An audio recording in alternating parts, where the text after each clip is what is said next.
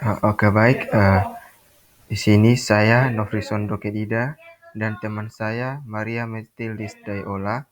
Kami akan menjelaskan tentang materi gangguan metabolisme karbohidrat dan protein. Sebelum kita masuk kepada pembahasan yang lebih lanjut, terlebih dahulu kita juga perlu mengetahui apa itu metabolisme.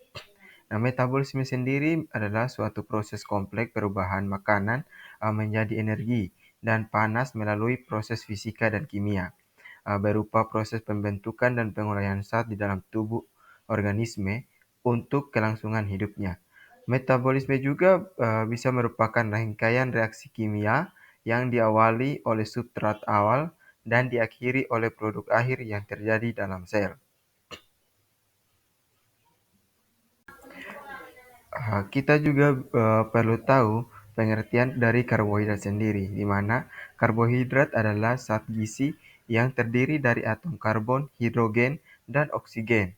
Karbohidrat merupakan salah satu makronutrien yang dibutuhkan dalam tubuh dalam jumlah besar untuk menghasilkan energi. Karbohidrat di sini itu bisa berupa dari nasi yang kita makan.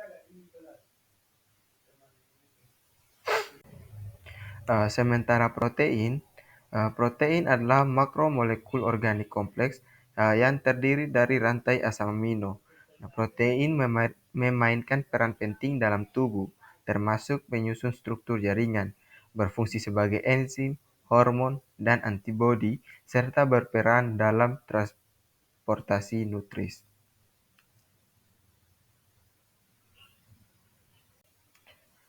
Terdapat beberapa gangguan metabolisme karbohidrat. Yang pertama yaitu diabetes mellitus, di mana diabetes mellitus adalah suatu penyakit yaitu kadar glukosa di dalam darah tinggi karena tubuh tidak dapat melepaskan atau menggunakan insulin secara kuat. Dan yang kedua yaitu galaktosemia, di mana galaktosemia sendiri adalah keadaan di mana kadar glukosa yang tinggi di dalam darah biasanya disebabkan oleh kekurangan enzim galaktose 1 fosfat uridyl transferase. Dan gangguan yang ketiga, intoleransi laktosa. Intoleransi pada laktosa merupakan gangguan pencernaan yang terjadi karena kurang atau tidak adanya enzim laktose, baik primer yang biasanya karena keturunan atau sekunder karena adanya kelainan mukosa usus dan sering ditemukan pada anak-anak atau bayi dengan gejala diare. Gangguan yang keempat yaitu glikogenosis. Glikogenosis merupakan penyakit penimbunan glikogen yang juga merupakan sekumpulan penyakit keturunan yang disebabkan oleh ada tidaknya satu atau beberapa enzim yang diperlukan untuk mengubah gula menjadi glikogen atau mengubah glikogen menjadi glukosa yang digunakan untuk energi. Dan gangguan kelima yaitu hipoglikemia.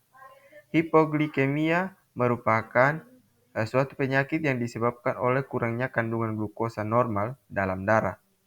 Sementara gangguan yang keenam yaitu intoleransi fruktosa herediter, yaitu suatu penyakit keturunan di dalam tubuh di mana tubuh tidak dapat menggunakan fruktosa karena tidak memiliki enzim fosforuktaldolase.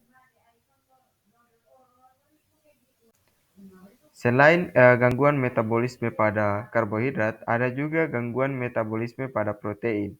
Yang pertama yaitu phenylketonuria atau PKU. Yaitu kelainan genetik langka yang menyebabkan asam amino yang disebut fenilanin menumpuk di dalam tubuh. Dan yang kedua yaitu maple syrup urine disease, yaitu kelainan genetik langka yang memengaruhi kemampuan tubuh untuk memecah asam amino tertentu. Gangguan ketiga yaitu alkaptonuria, yaitu kelainan genetik langka yang terjadi akibat tubuh tidak mampu memecah asam amino tirosin dan fenilanin secara sempurna.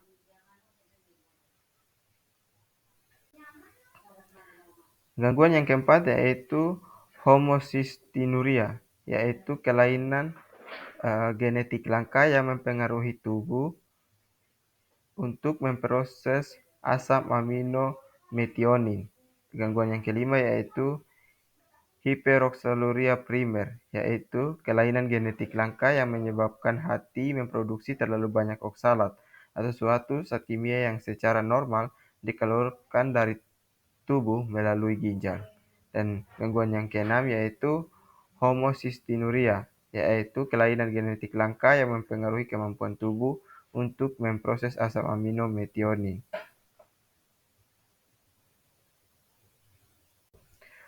Tadi kita sudah mendengar ada beberapa gangguan. Nah, karena adanya gangguan, maka akan adanya penanganan terhadap gangguan tersebut. Nah, berikut yaitu penanganan gangguan pada metabolisme. Yang pertama, penanganan medis dan farmakologi, yaitu pemberian obat atau suplemen enzim pada diabetes mellitus, atau penderita diberikan insulin atau obat hipoglikemik oral, seperti metformin.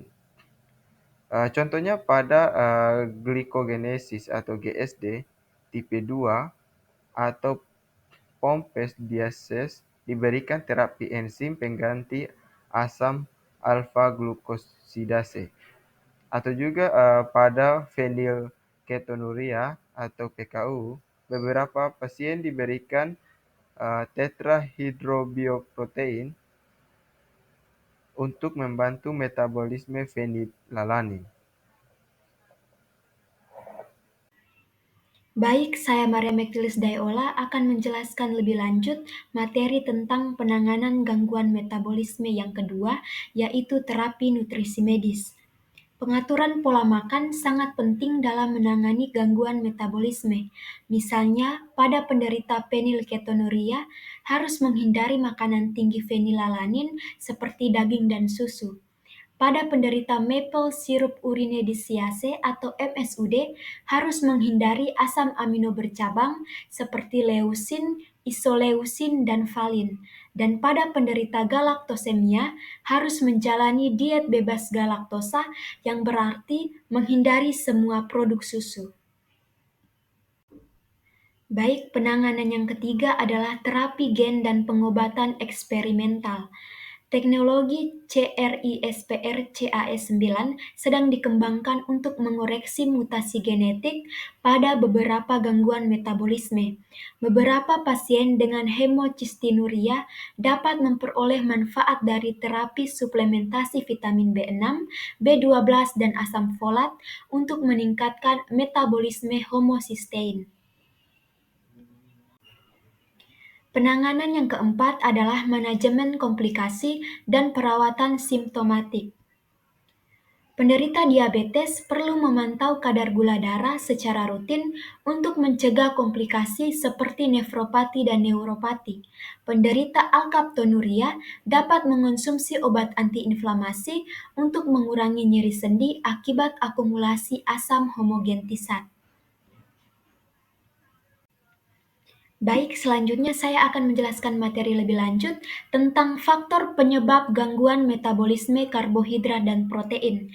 Yang pertama adalah faktor genetik. Kelainan genetik seperti diabetes tipe 1, galaktosemia, dan fenilketonuria yang mengganggu enzim-enzim metabolisme. Yang kedua, mutasi gen yang mempengaruhi produksi enzim atau hormon yang diperlukan dalam metabolisme. Yang kedua adalah gangguan hormon. Diabetes mellitus atau gangguan metabolisme karbohidrat akibat kekurangan atau resistensi insulin. Yang berikutnya ada hipotiroidisme atau hipertiroidisme yang mempengaruhi metabolisme energi. Dan yang terakhir adalah gangguan hormon pertumbuhan yang memengaruhi metabolisme protein. Penyebab yang ketiga adalah pola makan yang tidak seimbang. Konsumsi karbohidrat yang berlebihan dapat menyebabkan resistensi insulin dan obesitas. Dan juga defisiensi protein dalam diet dapat menyebabkan kwashiorkor atau malnutrisi energi protein. Yang keempat adalah penyakit kronis dan gangguan organ. Penyakit hati seperti sirosis dapat mengganggu metabolisme karbohidrat dan protein. Gangguan ginjal dapat menyebabkan akumulasi produk sampingan metabolisme protein. Dan penyakit pankreas seperti pankreatitis kronis yang menghambat produksi enzim pencernaan. Penyebab yang kelima adalah infeksi dan peradangan. Infeksi kronis atau penyakit autoimun dapat menyebabkan perubahan metabolisme akibat stres metabolik. Yang keenam adalah pengaruh obat-obatan dan racun. Penggunaan obat-obatan tertentu, misalnya kortikosteroid dan statin, dapat mengganggu metabolisme glukosa dan protein. Paparan zat toksik atau logam berat dapat merusak enzim metabolisme. Baik, selanjutnya kita akan masuk pada pencegahan gangguan metabolisme karbohidrat dan protein. Yang pertama kita akan masuk pada pencegahan gangguan metabolisme karbohidrat. Yang pertama adalah pola makan sehat. Pola makan sehat ini kita dapat lakukan dengan mengonsumsi makanan dengan indeks glikemik rendah, membatasi konsumsi gula dan karbohidrat olahan, dan memperbanyak konsumsi serat dan juga mengontrol porsi makan. Yang kedua adalah gaya hidup aktif. Gaya hidup aktif ini dapat dilakukan dengan olahraga teratur dan juga menjaga berat badan ideal. Dan yang ketiga adalah pemeriksaan kesehatan rutin seperti tes gula darah dan juga konsultasi dengan dokter atau ahli gizi. Baik, yang kedua adalah pencegahan gangguan metabolisme protein. Itu dapat dilakukan dengan yang pertama screening bayi baru lahir. Nah, tes screening ini banyak dilakukan oleh berbagai negara untuk mendeteksi gangguan metabolisme protein seperti MSUD. Dan juga dapat dilakukan dengan yang kedua konseling genetik. Bagi keluarga dengan riwayat gangguan metabolisme protein, konseling genetik dapat membantu menilai risiko dan memberikan informasi tentang pilihan reproduksi. Kemudian yang berikutnya dilakukan dengan cara diet khusus, yaitu seperti diet rendah protein, formula medis, dan juga pemantauan kadar asam amino. Yang berikutnya adalah pengobatan dan suplemen, yaitu seperti mengonsumsi suplemen vitamin dan juga obat-obatan. Ada beberapa obat-obatan yang dapat membantu dalam menangani gangguan metabolisme protein tergantung dari jenis gangguan yang diderita. Dan yang terakhir adalah gaya hidup sehat. Meskipun diet adalah kunci, gaya hidup sehat secara umum tetap penting untuk kesehatan secara keseluruhan. Baik, jadi dari semua materi yang telah kami paparkan tadi tentang gangguan metabolisme karbohidrat dan protein, dapat disimpulkan bahwa gangguan metabolisme karbohidrat dan protein merupakan kondisi yang disebabkan oleh berbagai faktor, termasuk kelainan genetik, gangguan hormonal, pola makan yang tidak seimbang, penyakit kronis, infeksi, serta pengaruh obat-obatan dan zat toksik. Kondisi ini dapat mengganggu proses metabolisme tubuh yang berakibat pada berbagai penyakit seperti diabetes mellitus, fenilketonuria, kwashiorkor, serta gangguan fungsi hati dan ginjal. Baik, demikian presentasi dari kelompok kami. Sekian dan terima kasih.